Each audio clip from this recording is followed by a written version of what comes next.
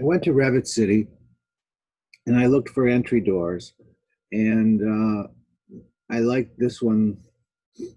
The I Let's put it this way: I disliked this one the least, and so I picked this door and I put it in. But again, I was working on the second floor plan, and I inserted the door, so Revit automatically assumed that my base plane would be the second floor. So if I click on this door now, and I can come over here and change the level from second floor to first floor. And now it's down in the right location. And I think that's much better. Let's go to the first floor and take a look at the door.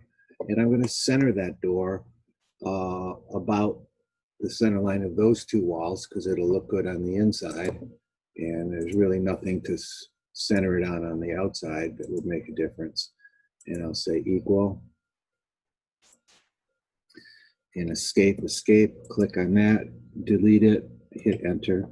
Okay, so now look at how skinny these side lights are. So let's see if I can change if the person who made this door, it's not a Revit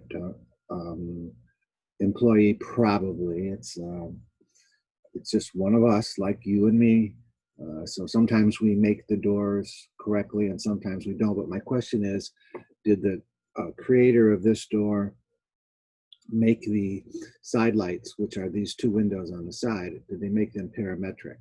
And if they did, I want to make the side lights wider, and I could go easily to 4-foot wide side lights. So let's see if it'll allow me to do that. So I click on the door, edit the type, and let's just see in the constraints here, in the dimensional constraints, did they have a side light width, and it was 1 foot, and let's make it 4 feet.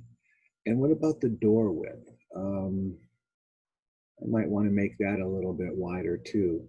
Height, width. So it's a 3-foot door, and let's make the door 4 foot wide and see if that'll work. If the person who created this particular family did it right, it should work. And look at that. Now I have 4-foot side lights and a 4-foot door. Let's go back and take a look at that in 3D and see what it has to say to me. That was the actual model of the door, not the model of my house. Okay, so there it is.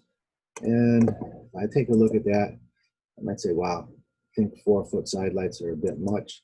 So I'll edit this type and maybe change it back down to 3 feet. It kind of overpowers the front entry.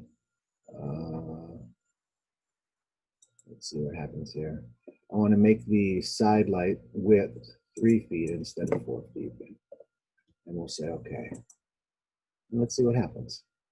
To me, that looks much better than the 4-foot. And again, we have these buttons in here. I have to go back and change all of those. And now we're going to put some windows up here, but I'm not going to put the windows up there yet.